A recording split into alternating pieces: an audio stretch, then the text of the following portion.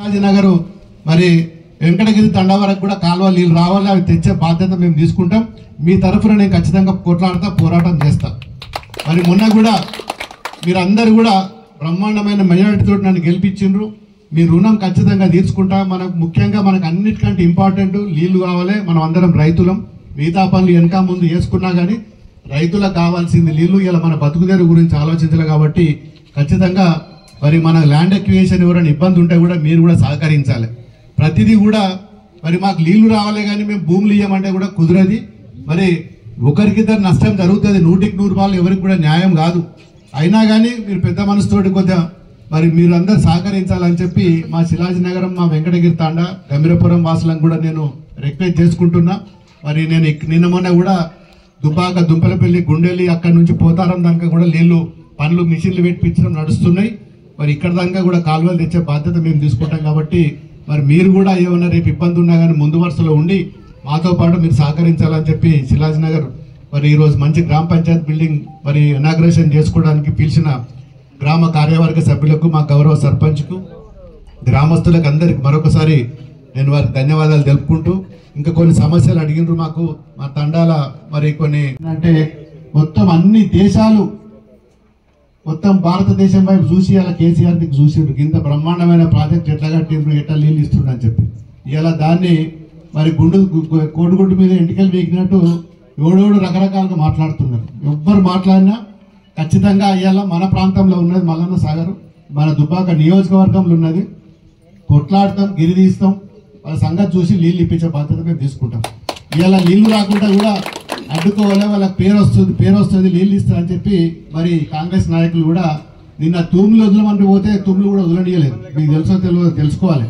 కుడెల్లి వాళ్ళకి నీళ్ళు వదలమంటే నీళ్ళు వదలనిస్తలేరు. ఇవాళ మన రామాయపేట కెనాలకు నీళ్ళు వదలమంటే వదలనిస్తలేరు. మన చేగుంట, దౌలతాబాదు, రాయపోలు ప్రాంతంలో ఉన్న ప్రజలు పాపం రైతులు వచ్చి రోజు నా దగ్గర మొరబెట్టుకుంటున్నారు. అప్పుడేమో ఒక ఫోన్ కాల్ మీ ఊర్లోకి వెళ్ళి ఫోన్ వచ్చిందంటే నీళ్ళు వదిలేదు. మల్లన్న సాగర్కి వెళ్ళి కానీ రంగనాయక సాగర్కి వెళ్ళి. ఇవాళ ఏముంది పరిస్థితి? మేమే రావాలి, మా మంత్రులు రావాలి, అప్పటిదానికి వదలొద్దు, అట్లెట్లా వదులుతారు, ఇట్లెట్లా వదులుతారు కానూన్ మాట్లాడుతుంది. ఇవాళ ఎవరి కోసం కట్టుకున్నాం? రైతుల కోసమే కదా. మరి పొలాలు ఎండాక నీళ్ళు వదిలితే లాభమా? మరి పొలాలు ఎండక ముందు నీళ్ళు వదిలితే ప్రజలకు సౌకర్యం ఉంటుంది అని చెప్పి ఇవాళ వాళ్ళు ఆలోచించాలి దయచేసి. మరి ఏమైనా కక్ష ఉంటే, కోపం మీద ఉంటే మా మీద తీసుకోవాలి, ఎమ్మెల్యేల మీదనో మంత్రుల మీదనో మా మీద తీసుకోవాలి దమ్ముంటే, కానీ ప్రజలను ఇబ్బంది పెట్టద్దు అని చెప్పి నేను హెచ్చరిస్తున్నా. రైతులను ఇబ్బంది పెట్టద్దు, పేద ప్రజలను ఇబ్బంది పెట్టద్దు. మీకు మా మీద కోపం ఉంటే, మా పార్టీ మీద కోపం ఉంటే, దమ్ముంటే మాతోటి కొట్లాడరు తప్ప, మరి మీకేమైనా ఇంకా కోపం ఉంటే మనం తీసుకుపోయి జైళ్ళలో పెట్టరు తప్ప ప్రజలను మాత్రం ఎక్కడ కూడా మీరు వారిని ఇబ్బంది పెట్టద్దు. మరి మా దుబ్బాక ప్రజలు ఉద్యమంలో ముందటి వరుసలో ఉన్న నాయకులు, ముఖ్య మొత్తం ఇక్కడి నుంచే ఉద్యమం పుట్టింది తెలంగాణ కోసం. మరి దాని ఫలితంగానే ఇవాళ ఇన్ని ప్రాజెక్టులు ఇలా దుబ్బాకలు కట్టుకుంటున్నాం. కాళేశ్వరం ప్రాజెక్టు ఇలా ప్రపంచంలోనే ఒక గొప్ప ప్రాజెక్టు ఇవాళ మనం. మరి కాళేశ్వరం ప్రాజెక్టు కట్టుకుంటే దుబ్బాక నియోజకవర్గంలో ఉన్న అన్ని 8 మండలాలకు మరి నీరిచ్చే రీతిలో మరి అప్పటి ముఖ్యమంత్రి గారు మరి ఊరుకు నీళ్ళు ఇచ్చే డ్రాయింగ్ చేసి కాలువలకు మొత్తం ప్రణాళికలు చేస్తే, మరి నిన్ననే నేను సెక్రటరీకి పోయి మంత్రిని కలిసి వచ్చిన ఉత్తమ్ కుమార్ రెడ్డిని. మరి మాకు ఎక్కడ కూడా ఇంకా ల్యాండ్ ఎక్విజిషన్ కాలేదు, రైతులకు పైసలు రాలేదు. మరి ఇప్పుడన్నా మీ ప్రభుత్వం వచ్చింది కదా, మరి మీరు ఇచ్చి మరి చేస్తారా లేదా? మరి మేము చేసిన వాటికి అడ్డుపడ్డారు, అన్ని కాలువలు ఆపిచ్చారు కదా మీ ప్రభుత్వం ఉన్నప్పుడు, మరి మీరు ఏ తరహాలు ఇస్తారని చెప్పి నిన్న మాట్లాడి వచ్చిన ఆయన. వారం రోజులు టైం ఇచ్చిండు, టైం పెట్టి వచ్చినా మరి ఆయన ఇవ్వకపోతే మరి మనం అందరం కూడా రైతుల పక్షాన మేము ఉంటాం ఖచ్చితంగా. మరి ఏ కాలువలో చాలా వెనుకబడ్డ ప్రాంతం, పూర్తిగా ఎస్టీ సంబంధించిన మరి దుబ్బాక నియోజకవర్గంలో, దుబ్బాక మండలంలో కూడా మరి ఎస్టీలు ఎక్కువగా ఉన్న ప్రాంతము శిలాజీనగరం. మరి మన ప్రభుత్వం వచ్చిన తర్వాత, తెలంగాణ వచ్చిన తర్వాత మరి దాన్ని అంచెలంచెలుగా అభివృద్ధి చేసుకొని ఈ ప్రాంతాన్ని మంచి రోడ్లు వేసుకొని మరి తండాలలో కూడా మంచి ఇల్లు, మంచి బంగ్లాలు కట్టుకున్నారు, ఇల్లు కట్టుకున్నారు. మరి మన తెలంగాణ వచ్చిన తర్వాత మరి అన్ని పల్లెటూళ్ళు కూడా మంచి బ్రహ్మాండంగా అభివృద్ధి చేసుకున్నాం. తండాలన్నీ కూడా గ్రామ పంచాయతీలు కూడా వేసుకున్నాం.